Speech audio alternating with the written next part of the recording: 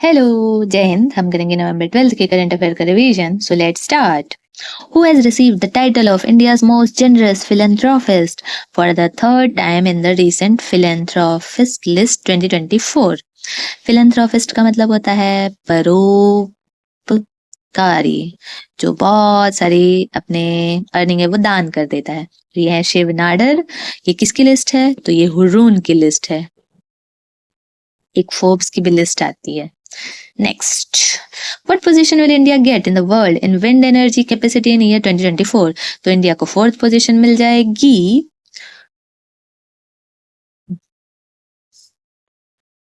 और इंडिया की जो विंड एनर्जी है उसकी कैपेसिटी 47.36 गीगावाट्स है। इतनी है अभी। और हम कितना पहुंच सकते हैं? तो ये हम 163 गीगावाट्स तक पहुंच सकते हैं। और ग्लोबली हम विंड में तो 4th हैं, वैसे ही हम ग्लोबली 5th हैं। किसमें? सोलर पावर कैपेसिटी में। Next, where will the 8th edition of Women's Asian Champions Trophy be played in newly constructed hockey stadium? तो ये राजगीर में खेला गया। Next, who has recently released his book Speaking with Nature, The Origin of Indian Environmentalist?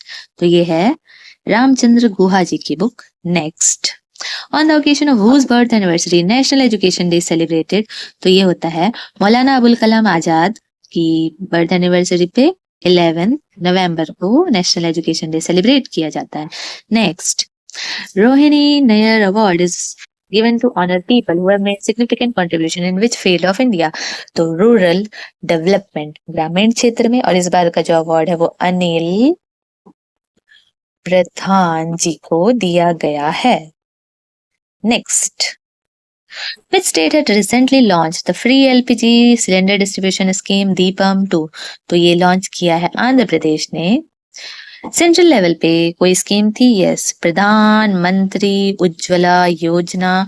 ये launch किया गया था 2016 में by ministry of ministry of petroleum and natural gas, इनके द्वारा। और जो बिलो पॉवर्टी लाइन के घर हैं, हाउस होल्ड है, उनको ये दिया गया। कहाँ से स्टार्ट हुआ था? तो बलिया, जो कि है उत्तर प्रदेश में, वहां से ये स्टार्ट हुआ था। ये स्कीम किसके किसके लिए फायदेमंद थी? तो ये SC, STs, फॉरेस्ट डिवेलपर्स, जो आवास योजना वाले हैं उनके लिए, अन्नपूर्णा योजना वाले हैं उनके लिए, टी और टी एक्सट्रैक्ट्स, ये गार्डन में जो वर्क करते हैं उनके लिए, आइलैंड के पीपल है उनके लिए, और जो लोग 14 पॉइंट हाउस होल्ड डिक्लेरेशन के अंदर आते हैं उनके लिए ये बेनिफिशियल है। कितनी मिनिमम एज होनी चाहिए? तो 18 इयर्स तो एज होनी ही चाहिए इसको अप्लाई करने के लिए। और घर पे पहले से गैस कनेक्शन नहीं होना चाहिए। Next, South Africa will provide 90 days visa exemption for tourists from India and which country from January 2025? तो ये है चाइना। एक रिवर है जो इक्वेटर ट्रॉपिक ऑफ कैप्रिकॉर्न को 2 टाइम्स काटती है, लिम्पोपो, वो भी यहीं से फ्लो होती है। Next, recently justice Sanjiv Khanna has taken oath as the chief justice of India. तो ये है 51st चीफ जस्टिस। किसको रिप्लेस किए हैं? तो 50th नंबर के थे जस्टिस DY चंद्रचूड़, उनको रिप्लेस किए हैं। और कौन अपॉइंट करता है चीफ जस्टिस ऑफ इंडिया को? जो प्रेसिडेंट हैं वो अपॉइंट करते हैं।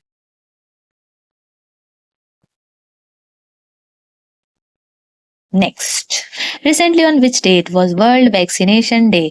वैक्सीनेशन को इम्यूनाइजेशन भी बोला जाता है। तो ये है 11 नवंबर को, 11th नहीं 10th नवंबर को होता है। और जो नेशनल वैक्सीनेशन डे है ये 16 मार्च को होता है। दोनों का ही काम है अवेयरनेस प्रोवाइड करना डिसीज के लिए। Next, how many crore rupees scheme has been launched by union ministry of chemicals and fertilizer to strengthen India's medical industry? तो ये है 500 करोड़ रुपीस का। Next, recently 3-year-old Anish Sarkar from Dash has become the world's youngest chess player to be ranked by FIDE. तो he belongs to Kolkata. छोटे बच्चे YouTube लेते हैं तो कार्टून देखते हैं, लेकिन इस बच्चे को चेस देखने का शौक है और वो 8 आवर्स तक प्रैक्टिस करता है और he belongs to a middle class family. Next. Recently, famous folk singer Sharda Sinha passed away. Which state did she belong to? तो वो बिहार की थी. So with this we are done. Thank you.